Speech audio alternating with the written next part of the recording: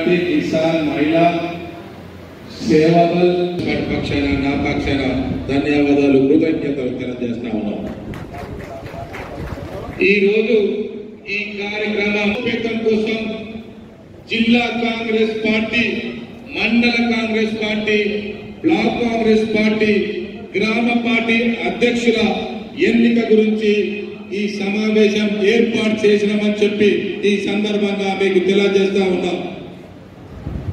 ఈ రోజు ఖార్గే గారి నాయకత్వంలో ఈ రోజు అశాంతి నెలకొల్పుతున్నాయి, విభేదాలు సృష్టిస్తూ రాజకీయ మనుగడ కోసం విద్వేషాలను రెచ్చగొడుతున్నాయి.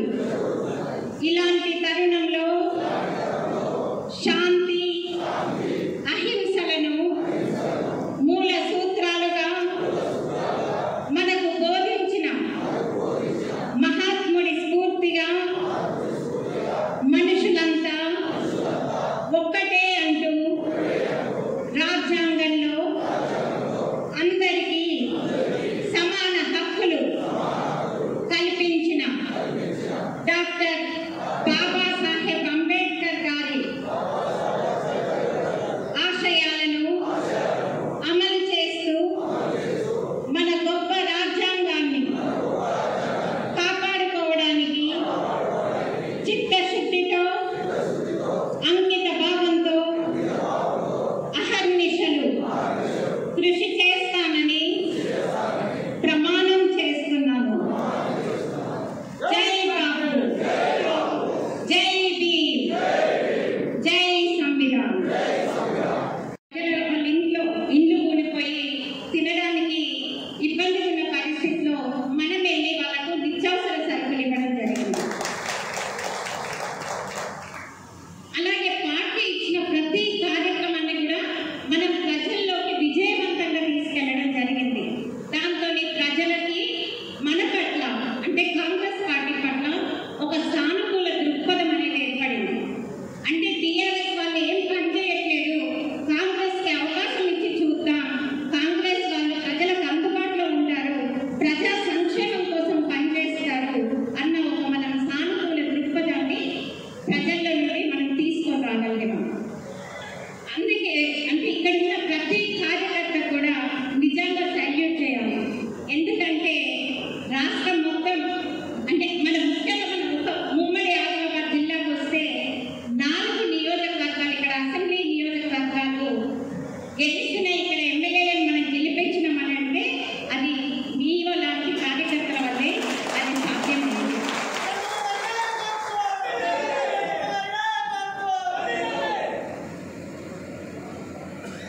అలాగే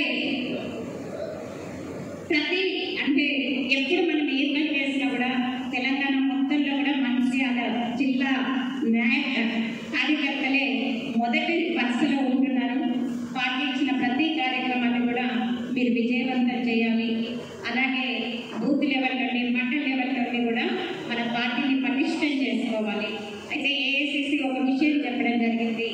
ఎవరైతే 2017కు ముందు నుండి కాంగ్రెస్ జెండా పట్టుకొని కొట్లాడుతున్నారో వాళ్ళకే ఈసారి పార్టీ పదవులలో అవకాశం ఇవ్వాలని చెప్పేసి ఏఐసిసి భావిస్తుంది.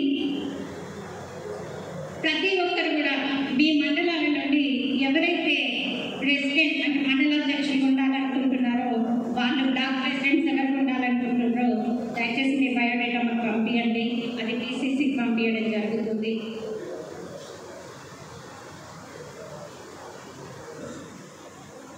ఇంకొకటి ఇక్కడ ఇంకొక ముఖ్యమైన విషయం ఏంటి అని అంటే, ఒకసారి ఇదే ఎన్నికైన ప్రజాప్రతినిధులు వేరు, పార్టీ సిస్టమ్ వేరు. అది రెండుగా విభజించి పనిచేయాలి అని చెప్పేసి ఏఐసిసి భావిస్తుంది. ఎందుకంటే పార్టీకి పునాది రాళ్ళ వంటి వాళ్ళు కార్యకర్తలు, వాళ్ళ వల్లనే ఏ పార్టీ అయినా బలంగా ఉంటుంది. ఇప్పుడు సరైన నిర్మాణం లేక టీఆర్ఎస్ పార్టీ మనం చూస్తున్నాం. ఒక్కసారి అధికారం కోల్పోయిన తర్వాత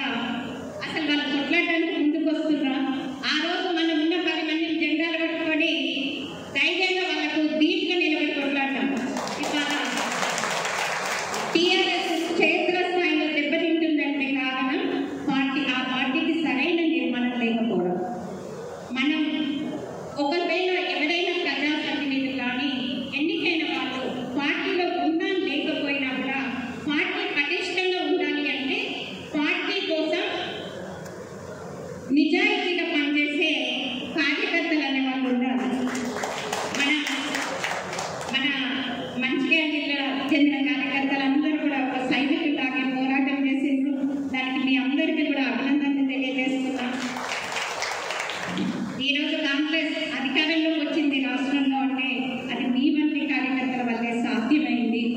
మనం కూడా క్షేత్రస్థాయిలో మన పార్టీని బలోపేతం చేసుకుందాం, ఆ దిశగా చర్యలు చేపడతాం. దానికి మీరు అందరూ కూడా సహకరించాలి అని చెప్పేసి మీ అందరికీ కూడా పేరు పేరున విజ్ఞప్తి చేస్తున్నాం. నాకు ఈ అవకాశం ఇచ్చి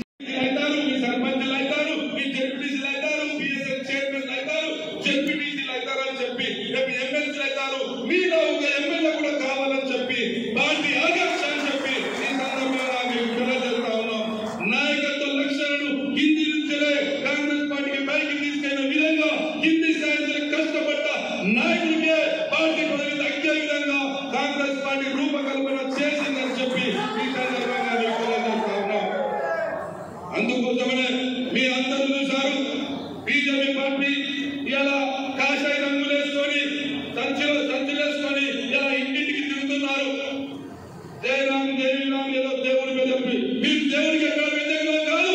భారతదేశం ఒక సెక్యులరిజం, భారతదేశం అన్ని కులాలకు మతాలకు తావుల దేశం, అందరినీ సమానంగా చూసే బాధ్యత ప్రజాస్వామ్యం ఉంది, రాజ్యాంగం ఉంది. ఆ రాజ్యాంగాన్ని కాపాడే శక్తి ఒక కాంగ్రెస్ పార్టీ తప్ప ఎవరికి లేదు. బీజేపీ నడుతా ఉన్నా, టీఆర్ఎస్ నడుతున్నా, స్వాతంత్ర ఉద్యమంలోని పాత్ర ఎంత, తెలంగాణ ఉద్యమంలోని పాత్ర ఎంత?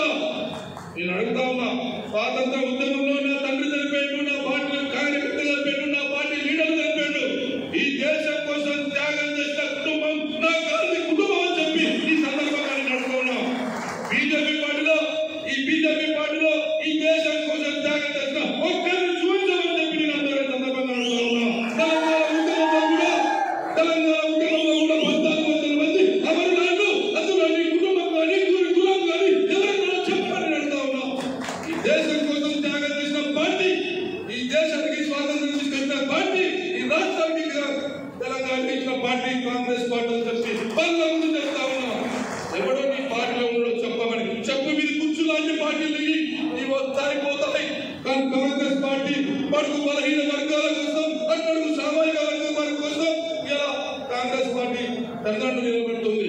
గరీబ్ హఠావో నినాదంతో పురుషులన్నీ పీకేసి ఇందిరమ్మ ఇల్లు కట్టించిన చరిత్ర నా కాంగ్రెస్ పార్టీకి ఉంది. ఈ కేంద్రంలో చెప్పమని అడుగుతా ఉన్నా. బ్యాంకుల నుంచి ఆర్థికరణ చేసిన చరిత్ర నా కాంగ్రెస్ పార్టీకి ఉన్నది. నీకేముందో చెప్పమని అడుగుతా ఉన్నా. నా కేసీఆర్ గారు మాట్లాడుతూ ఉన్నారు. ఏం మాట్లాడుతూ ఉన్నారు? ఈ మీటింగ్ అందరూ చూశారా? ఆయనట తెలంగాణ ఉద్యమంలో ప్రథముడు.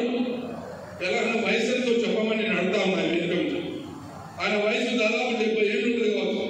కానీ తెలంగాణ ఉద్యమం ఎప్పుడు మొదలైందో చెప్పమని అడుగుతా ఉన్నా. 75 ఏళ్ళ ఉద్యమ చరిత్ర. అప్పుడు 370 మంది అమరుల త్యాగం. ఇప్పుడు 1400 అమరుల త్యాగానికి కారణం నువ్వు. ఇలా శవాల మీద పేదలు కట్టినావు, వాళ్ళ జీవితాలు పడుకున్నావు. ఇన్ని వేల కోట్లు మిగులు రాష్ట్రంలో ఉన్నటువంటి రాష్ట్రాన్ని ఇలా లక్షల వేల కోట్ల అప్పులు చేశావు. ఆ అప్పులతో నువ్వు 500 కోట్లు పెట్టి ఇలా బహిరంగ జరుపుకున్నావు. అదే అమరవీరుల కుటుంబాలకు 1900 మందికి ఒక్క కుటుంబానికన్నా న్యాయం చేశావా అని చెప్పి ఈ సందర్భంగా నేను అడుగుతా ఉన్నా. మా సోనియా గాంధీ గారు కాలు పట్టుకున్నావు కదా, కనీసం నీ కూర్చుండబెట్టలేదు మేడం. ఇలా కథలు పట్టుకున్నది కదా తెలంగాణ వచ్చింది. మా మేడం అమాయక ప్రజలు చనిపోతుందని, మా అమ్మ చనిపోతే అమాయక ప్రజలు చనిపోవద్దని చెప్పి తెలంగాణ ఇస్తారని మాట ఇచ్చి తెలంగాణ ఇచ్చింది సోనియమ్మ కాదు. అబద్ధం చెప్తారా? చెప్పమని అడుగుతా ఉన్నా. దయచేసి ఈ రాష్ట్రం అప్పుల పాలైంది. ఈ రాష్ట్రం తెలంగాణ ఇచ్చింది మనం. ఈ అప్పుల రాష్ట్రాన్ని కాపాడే బాధ్యత మన అందరి మీద ఉంది. ఈ రాజ్యాంగాన్ని కాపాడే బాధ్యత మన అందరి మీద ఉన్నది. ఈ ప్రజాస్వామ్యాన్ని కాపాడే బాధ్యత మన అందరి మీద ఉన్నది. భారతదేశ శక్తులను కాపాడే బాధ్యత మన కాంగ్రెస్ పార్టీ ఉన్నది.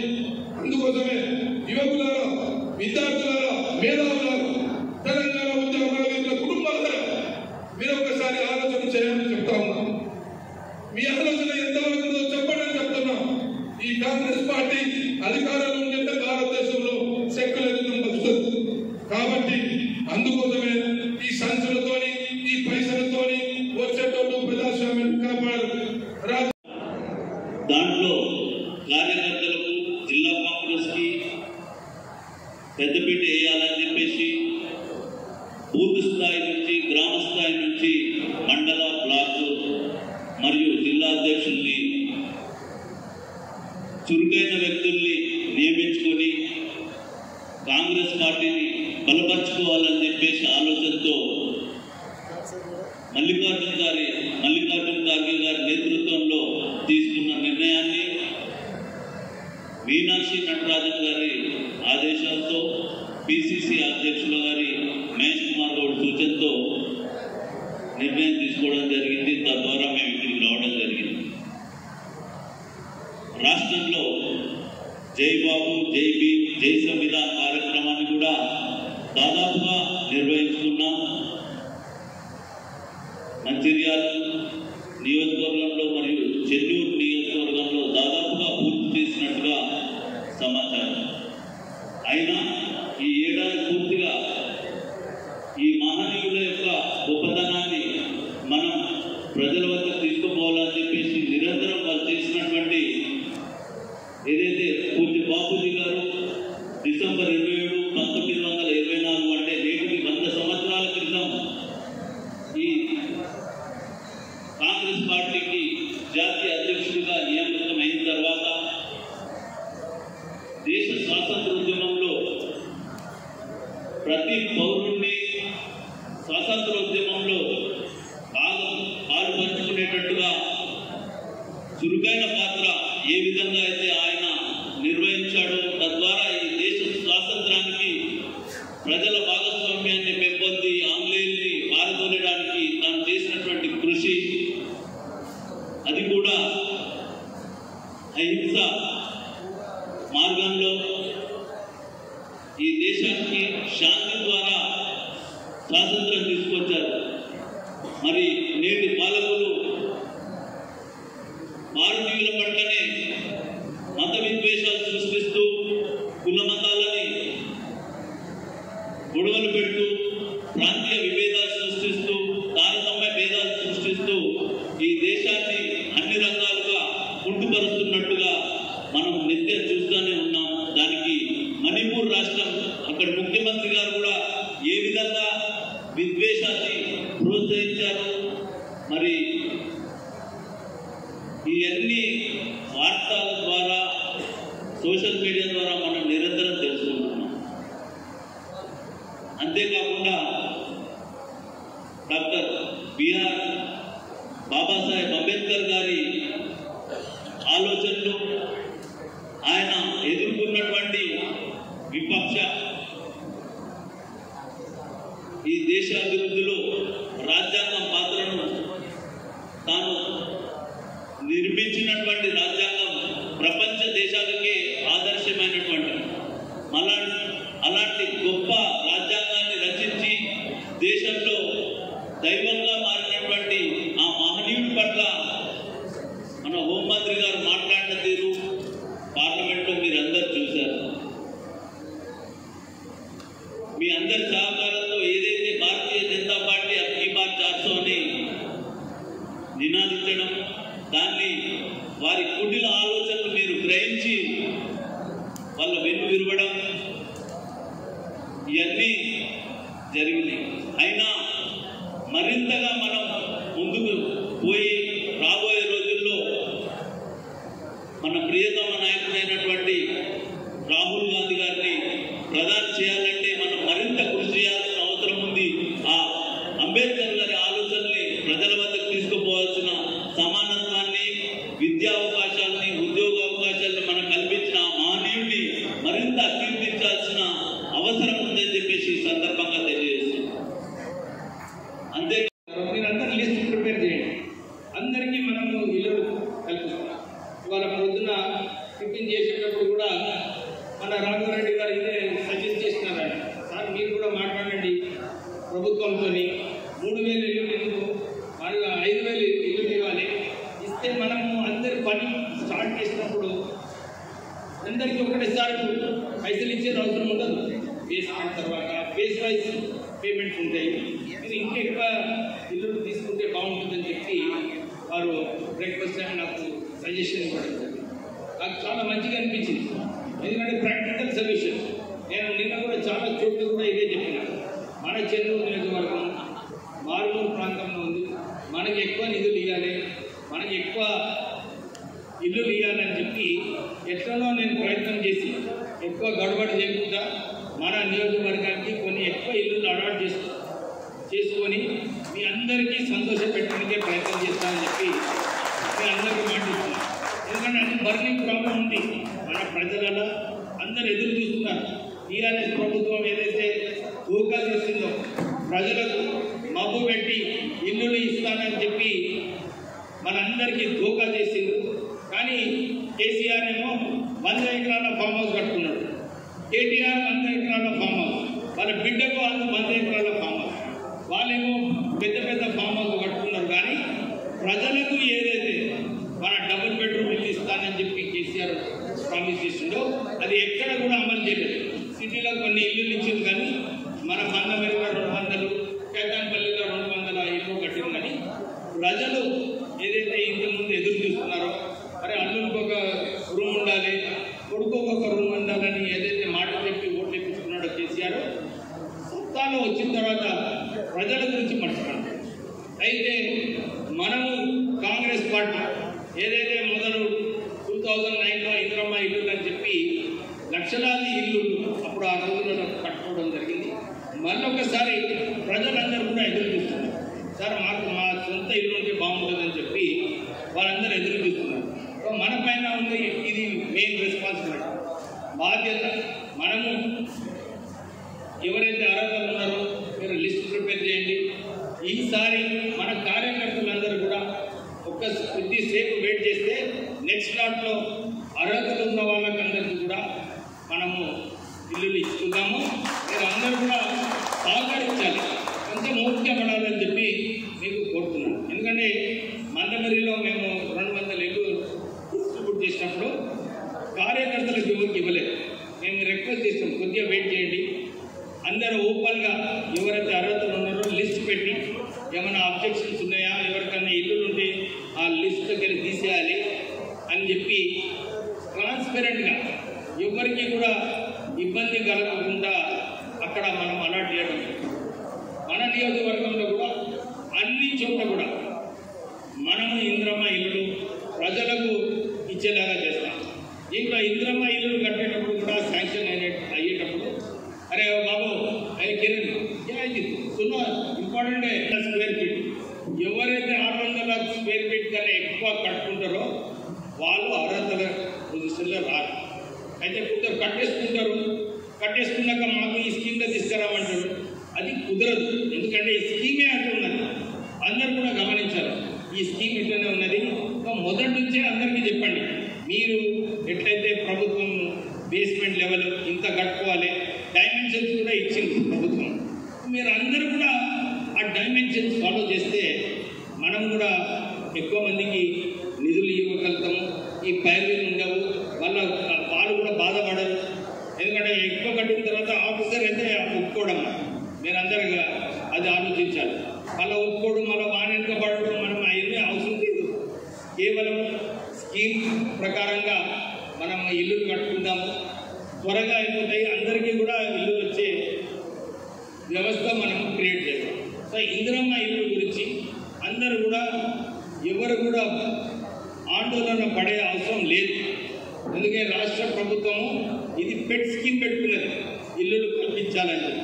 ఇంతకుముందు కాంగ్రెస్ పార్టీ 2009లో నేను ఇంతకుముందు చెప్పినట్టు ఇందిరమ్మ ఇల్లులు అందరికీ వచ్చినాయి. ఇప్పుడు కూడా మనందరికీ కూడా ఇల్లులు వస్తాయి. మీరు ఆ భరోసా కల్పించాలి. మీ మీద ఉంటుంది, లీడర్ల మీద ఉంటుంది. మీరు ఏం భరోసా ఇస్తారు మన ప్రజలకు, వాళ్ళు ఏం భరోసా విని నిజంగానే మన ప్రభుత్వం ఇవన్నీ కూడా అమలు చేస్తుందని చెప్పి వాళ్ళందరూ